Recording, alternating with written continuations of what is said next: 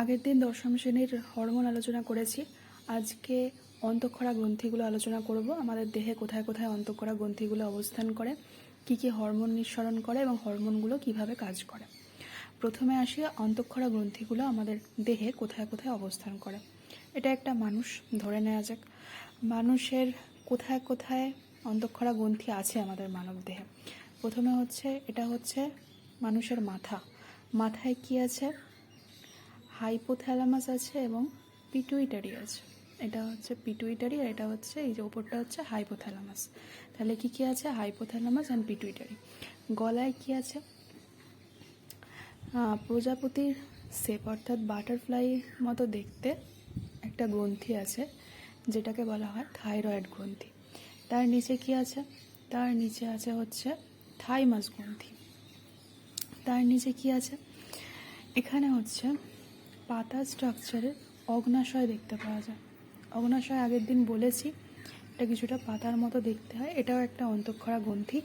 এছাড়াও থাকে কিডনি বা বৃক্ক।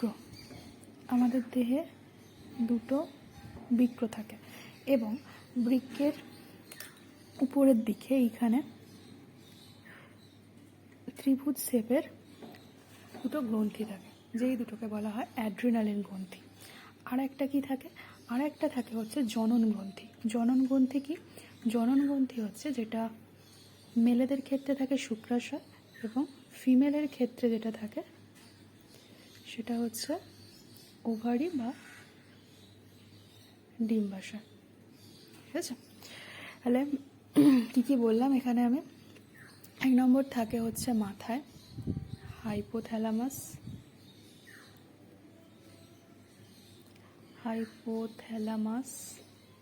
হাইপোথ্যালামাসের সাথে যুক্ত থাকে পিটুইটারি।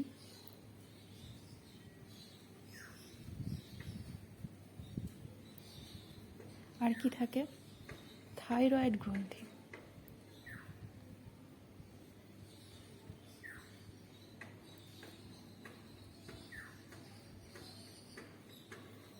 আর কি থাকে?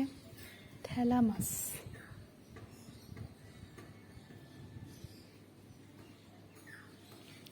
থাইমাস। বানানটা ভুল লিখলাম, থাইমাস। আর হচ্ছে অ্যাড্রিনাল গ্রন্থি।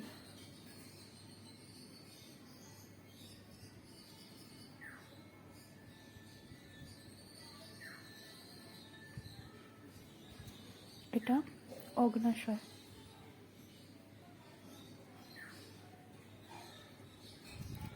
এটা ডিম্বাশয়। ডিম্বাশয় কাদের থাকে? স্ত্রীদের দেহে থাকে। আর পুরুষদের জনন গ্রন্থি কি? পুরুষদের জনন গ্রন্থি হচ্ছে শুক্রাশয়।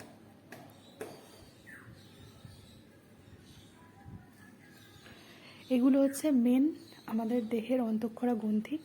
এছাড়াও অনেক জায়গা থেকে হরমোন নিঃসরণ করে, যেমন আমাদের পরিপাক নালী থেকে হরমোন নিঃসৃত হয়, কিডনি থেকে হরমোন নিঃসৃত হয়, এগুলো আছে। তবে মেন অন্তঃক্ষরা গ্রন্থি হচ্ছে এগুলো। আজ আমি যে দুটো নিয়ে আলোচনা করব সেটা হচ্ছে হাইপোথ্যালামাস অ্যান্ড পিটুইটারি। এই দুটো হচ্ছে মস্তিষ্কে অবস্থান করে। ফার্স্ট হচ্ছে হাইপোথ্যালামাস।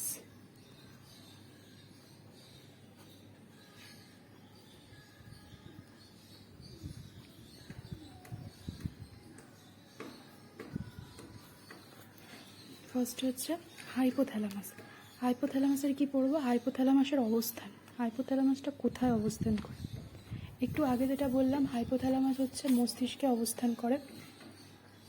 কিন্তু মস্তিষ্কের কোথায়? মস্তিষ্কটা ডিটেলসে জানতে হবে, তবে এখন অতটা জানার দরকার নেই। যেটা হচ্ছে মস্তিষ্কের আমাদের 3টে ভাগে ভাগ করা যায়। একটা হচ্ছে অগ্র মস্তিষ্ক, একটা হচ্ছে মধ্য মস্তিষ্ক এবং আর একটা হচ্ছে পশ্চাৎ মস্তিষ্ক। মধ্য মস্তিষ্কে একটা গহ্বর থাকে, যেটাকে এইভাবে যদি আমি একটা গহ্বর ধরি, এটাকে আমি কি বলবো? এটা হচ্ছে এই গহ্বরটাকে বলা হয় ডায়েনসেফালান, যেটা মধ্য মস্তিষ্কে থাকে। ডায়েনসেফালান। এবং এই মধ্য মস্তিষ্কের গহ্বর, এই যে নিচেটাকে, এটা তো মেঝে বলে, এটা যদি একটা ঘরের মতো অংশ হয় তাহলে এটা হচ্ছে মেঝে। এই মেঝেতে থাকে হাইপোথ্যালামাস, এবং হাইপোথ্যালামাসের সাথে কি যুক্ত থাকবে? পিটুইটারি যুক্ত থাকবে। তাহলে আমরা অবস্থানে কি লিখব? যে মধ্য মস্তিষ্কে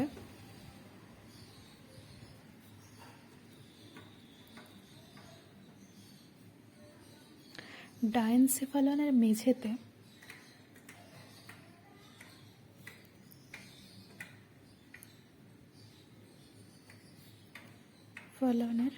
ফ্লোর বা মেঝেতে হাইপোথ্যালামাস অবস্থান করে। ঠিক আছে, মেঝেতে অবস্থিত।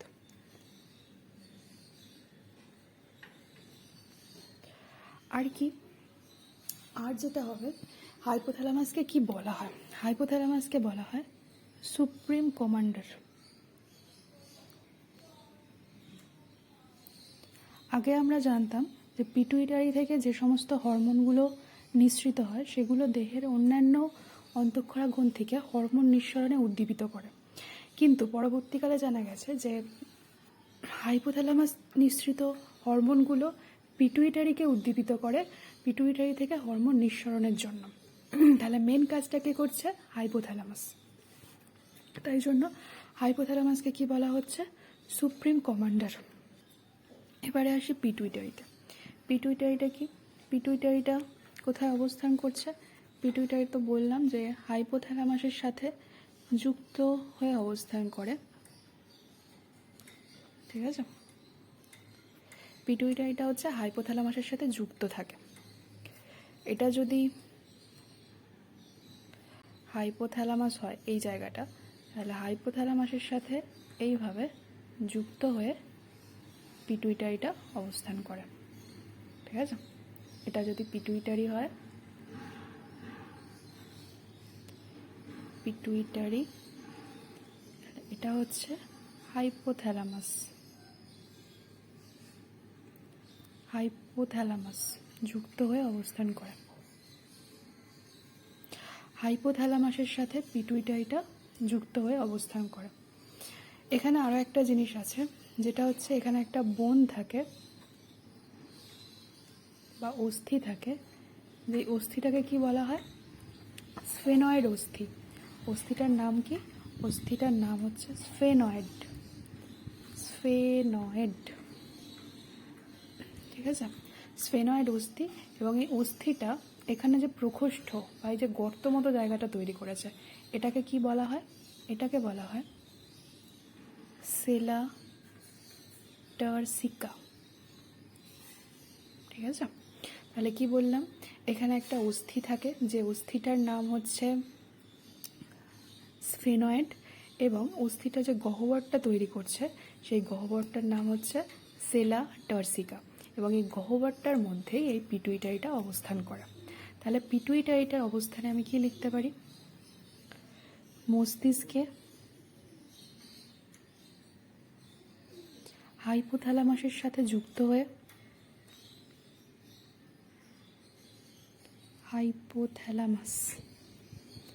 থ্যালামাসের সাথে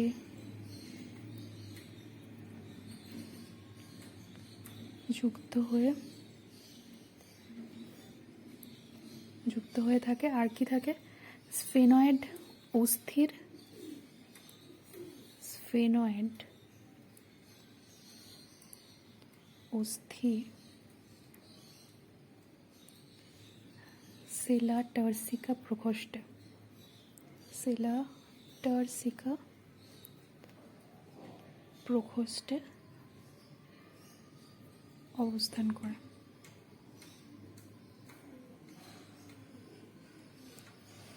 তাহলে বোঝা গেছে হাইপোথ্যালামাস এবং পিটুইটারি এই দুটোর অবস্থানটা কোথায়। এই ছবিটা আমি আরেকবার আঁকছি। পিটুইটারিটা একটু বড় করে আঁকি, তাহলে বুঝতে সুবিধা হবে।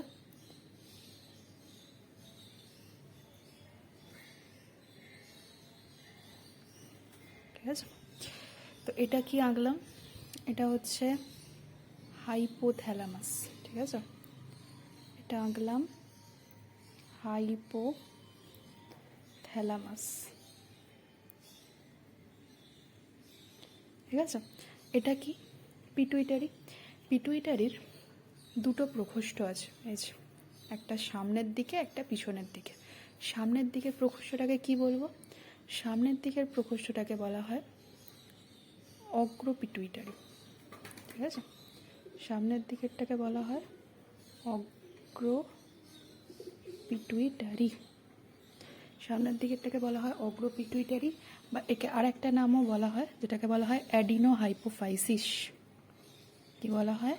Adeno hypophysis.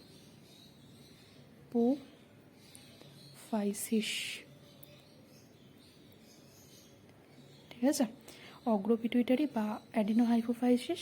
এবং পশ্চাৎ দিকেরটাকে বলা হয় পশ্চাৎ পিটুইটারি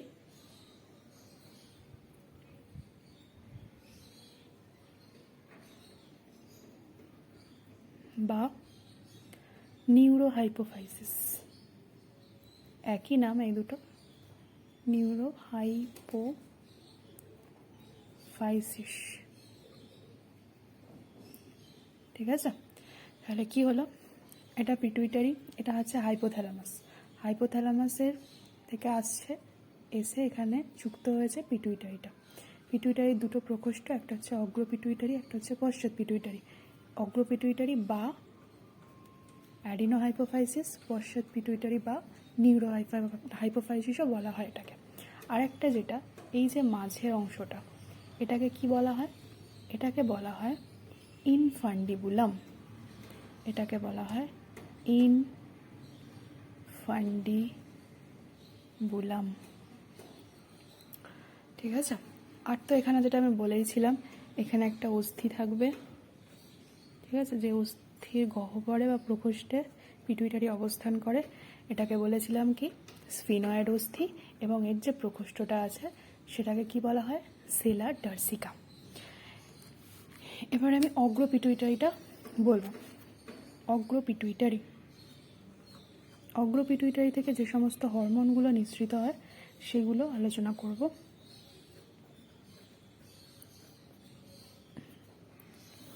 তার আগে এখানে একটা জিনিস বলি, হাইপোথ্যালামাস থেকে যে যে হরমোনগুলো নিঃসৃত হবে সেই সমস্ত হরমোনগুলো ব্লাডের মাধ্যমে অগ্রমস্তিষ্কে আসবে, এসে অগ্রমস্তিষ্ককে উদ্দীপিত করবে আরও হরমোন উৎপাদন করার জন্য।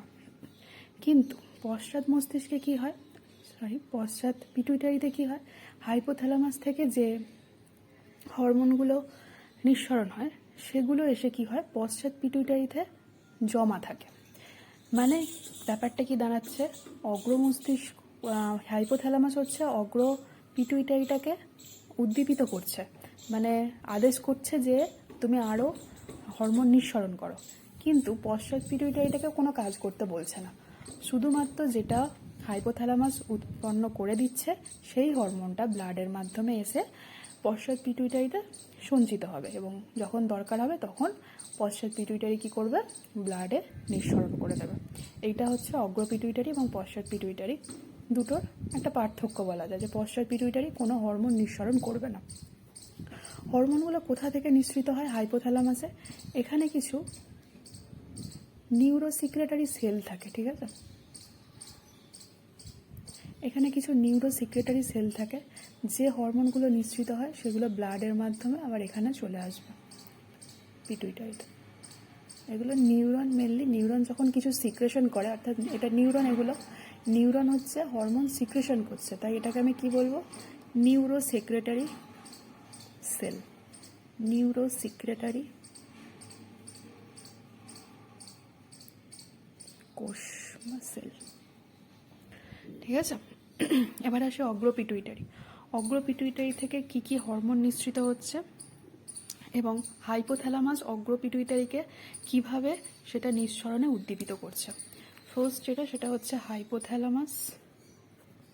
এটা একটা ছক করে দেখিয়ে দিই তাহলে সুবিধা হবে। হাইপোথ্যালামাস,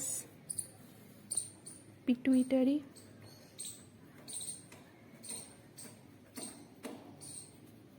আর হচ্ছে লক্ষ্য অঙ্গ, অর্থাৎ কি যেখানে গিয়ে এই হরমোনগুলো কাজ করবে।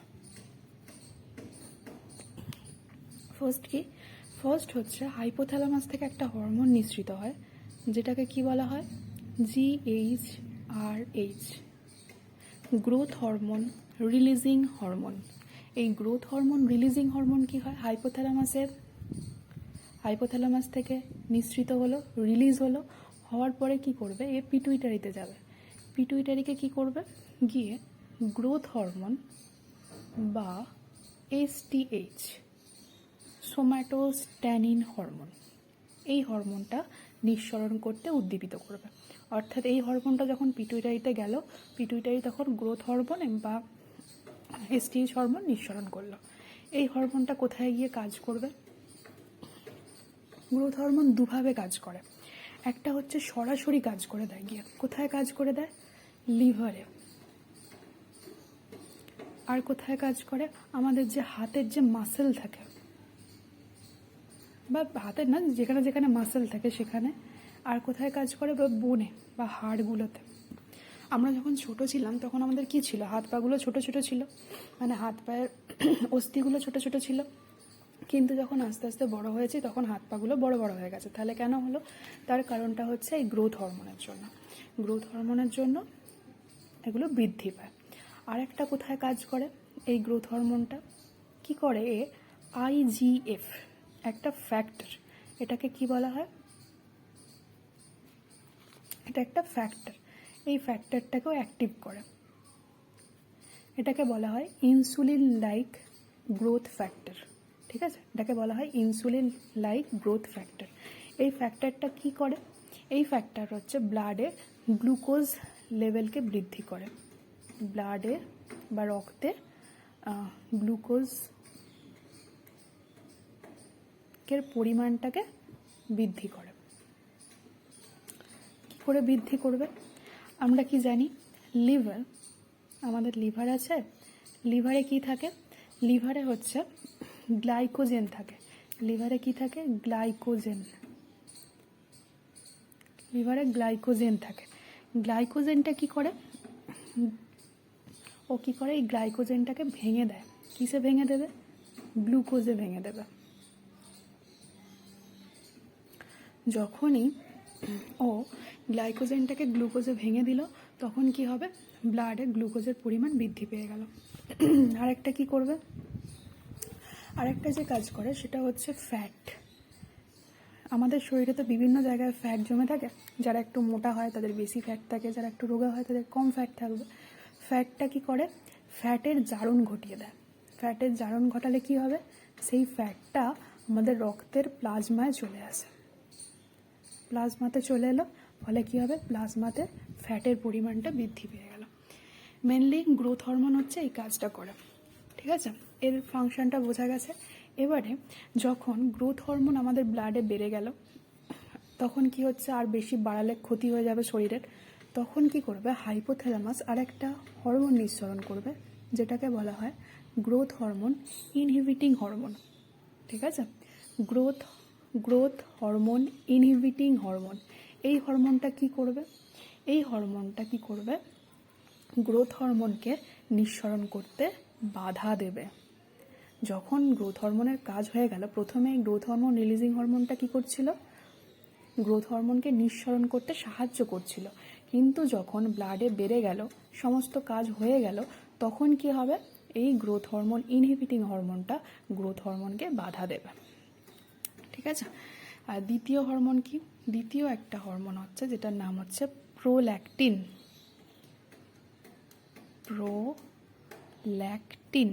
প্রোল্যাকটিন হরমোন কি করে, এটাকে বলা হয় LTH। প্রোল্যাকটিন হরমোনকে নিঃসরণ করতে কে সাহায্য করে, হাইপোথ্যালামাস থেকে একটা হরমোন নিঃসৃত হয়, PRH, প্রোল্যাকটিন রিলিজিং হরমোন। এর নামগুলো বইয়ে পেয়ে যাবে, এত বড় বড় লিখছি না আমি, তাই শর্ট ফর্মগুলো লিখছি।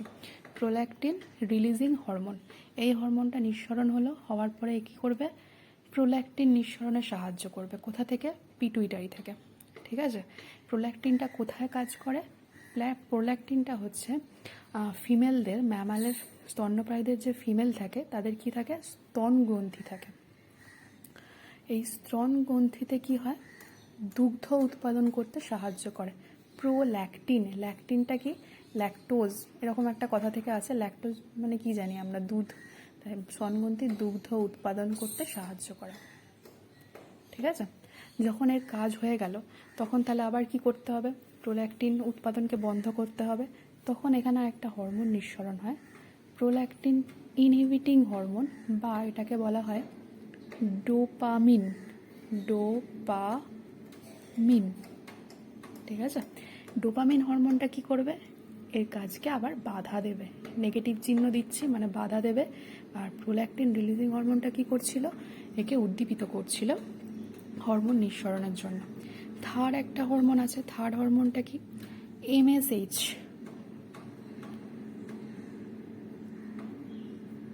Melanocyte stimulating hormone.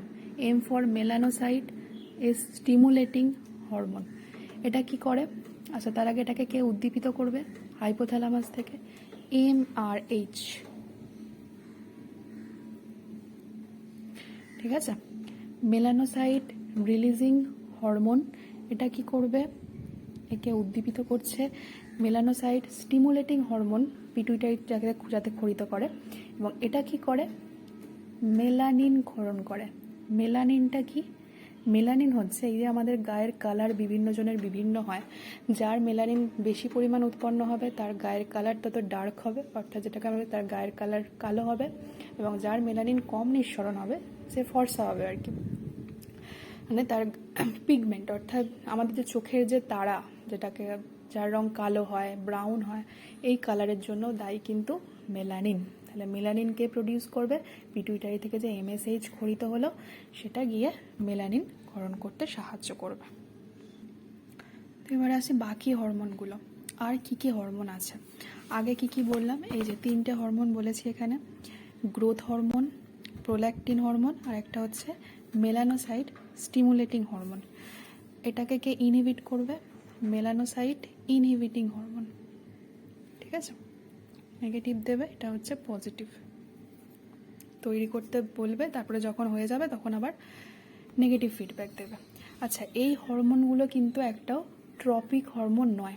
Tropic hormone জিনিসটা কি আমি বলছি, ট্রপিক হরমোন কাকে বলে। Tropic hormone, tropic hormone, tropic hormone কাকে বলে, ট্রপিক হরমোন হচ্ছে যে সমস্ত হরমোন নিঃসৃত হয়ে অন্য একটা অর্গ্যানকে হরমোন নিঃসরণে উদ্দীপিত করছে, সেগুলোকে বলা হয় ট্রপিক হরমোন। যেমন এখানে যেটা দেখাচ্ছিলাম সেটা হচ্ছে গ্রোথ হরমোন কিন্তু অন্য কোনো অঙ্গকে উদ্দীপিত করছে না হরমোন নিঃসরণের জন্য। ঠিক আছে, প্রোল্যাক্টিনও হরমোন নিঃসরণে সাহায্য করছে না, তো দুগ্ধ উৎপাদন করছে। মেলানিন উৎপাদন করছে, ও আর অন্য কোনো হরমোন নিঃসরণে সাহায্য করছে না। কিন্তু অগ্রপিটুইটারি থেকে আর যে বাকি হরমোনগুলো নিঃসৃত হয় পিটুইটারি থেকে, সেগুলো কিন্তু অন্য একটা অন্তঃক্ষরা গ্রন্থিতে গিয়ে সেখান থেকে আবার হরমোন নিঃসরণে উদ্দীপিত করে, তাই তাদেরকে বলা হয় ট্রপিক হরমোন।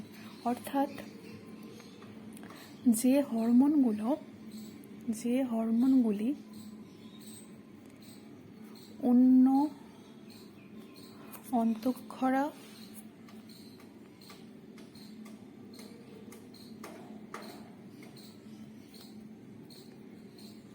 গ্রন্থি থেকে হরমোন উৎপাদনে উদ্দীপিত করে তাদের কি বলা হয়, ট্রপিক হরমোন। ঠিক আছে, তাহলে আর যে বাকি কিছু ছিল সেই হরমোনগুলো বলি। 1 নম্বর হচ্ছে পিটুইটারি থেকে নির্গত হয় কি, টিএসএইচ। টিএসএইচ এর ফুল ফর্ম কি, থাইরয়েড স্টিমুলেটিং হরমোন বা টিএসএইচ। থাইরয়েড স্টিমুলেটিং হরমোন, একে নিঃসরণ করবে কে, হাইপোথ্যালামাস থেকে কি তৈরি হবে, সেটা হচ্ছে থাইরয়েড রিলিজিং হরমোন।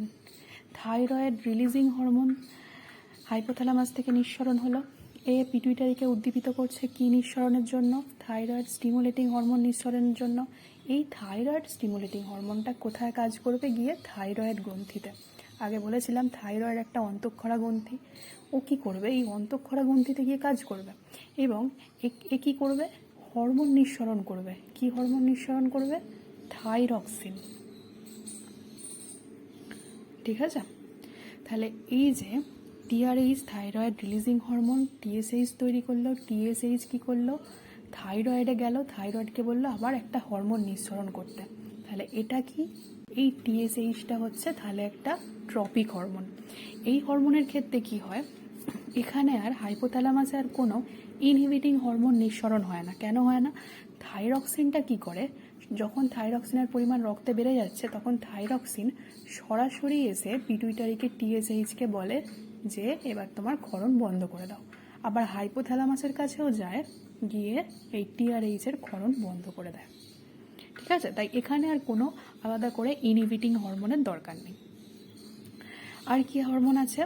আর একটা হচ্ছে জিএনআরএইচ। এটা কি? Gonadotropic releasing hormone. আচ্ছা সরি, জিএনআরএইচ এটা হচ্ছে গোনাডোট্রপিক হরমোন। ঠিক আছে? Gonadotropic hormone. গোনাডোট্রপিক হরমোনকে কে কোথায় গিয়ে কাজ করবে? গোনাডোট্রপিক হরমোনটা কাজ করবে কোথায়? আমাদের যে জনন অঙ্গ আছে। ঠিক আছে? জনন অঙ্গ কী বলেছিলাম? মেলের ক্ষেত্রে হচ্ছে শুক্রাশয় এবং ফিমেলের ক্ষেত্রে কি? ফিমেলের ক্ষেত্রে হচ্ছে ডিম্বাশয়। ঠিক আছে?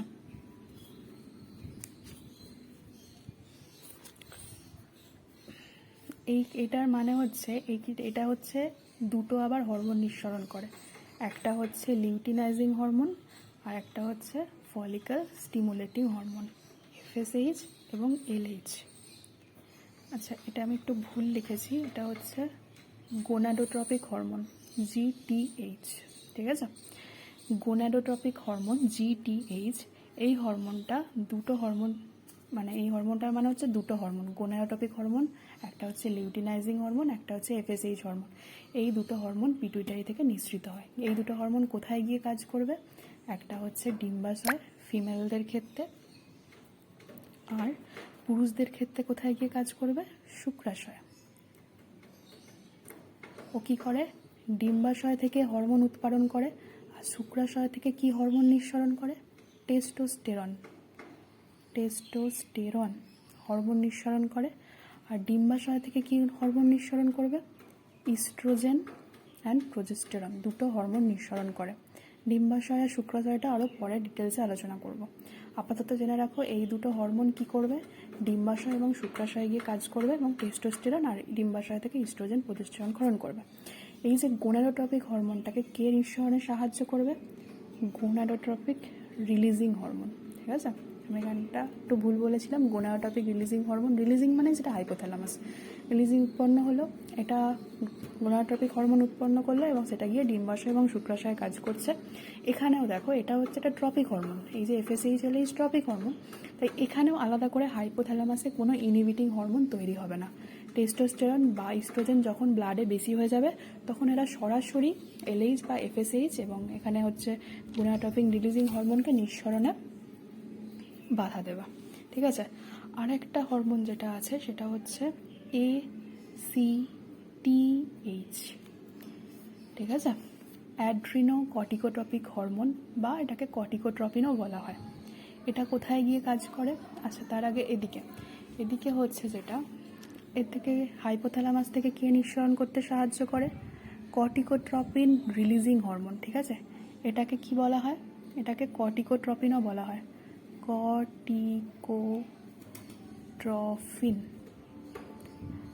কর্টিকোট্রপিন হলো, কর্টিকোট্রপিন কি হচ্ছে? কর্টিকোট্রপিন রিলিজিং হরমোনটা, এই কর্টিকোট্রপিন হরমোনকে পিটুইটারি থেকে নিঃসরণে সাহায্য করছে। এটা কোথায় গিয়ে কাজ করে আমাদের? এইটা হচ্ছে আমাদের কিডনিতে গিয়ে কাজ করে। ঠিক আছে? কিডনি বা বৃক্কতে গিয়ে কাজ করে। বৃক্কতেও ঠিক না, কিডনিতে কি বলেছিলাম যে অ্যাড্রিনাল গ্রন্থি থাকে, তাই তো বলেছিলাম অ্যাড্রিনাল গ্রন্থি হচ্ছে একটা অন্তঃক্ষরা গ্রন্থি। তাহলে এই কিডনিতে যে অ্যাড্রিনাল গ্রন্থিটা ছিল সেই অ্যাড্রিনাল গ্রন্থিতে গিয়ে কাজ করবে এবং হরমোন নিঃসরণ করবে। কি হরমোন নিঃসরণ করে? এটা হচ্ছে কর্টিসল হরমোন নিঃসরণে সাহায্য করছে। যেহেতু এটাও একটা ট্রপিক হরমোন নিঃসরণ করতে সাহায্য করছে অ্যাড্রিনাল গ্রন্থিকে, তাই এখানেও আর কোনো ইনহিবিটিং হরমোনের দরকার নেই, কর্টিসল সরাসরি গিয়ে এখানে বন্ধ করে দিতে পারবে। তাহলে এগুলো হলো আপাতত পিটুইটারি এবং হাইপোথ্যালামাস নিঃসৃত হরমোনগুলো।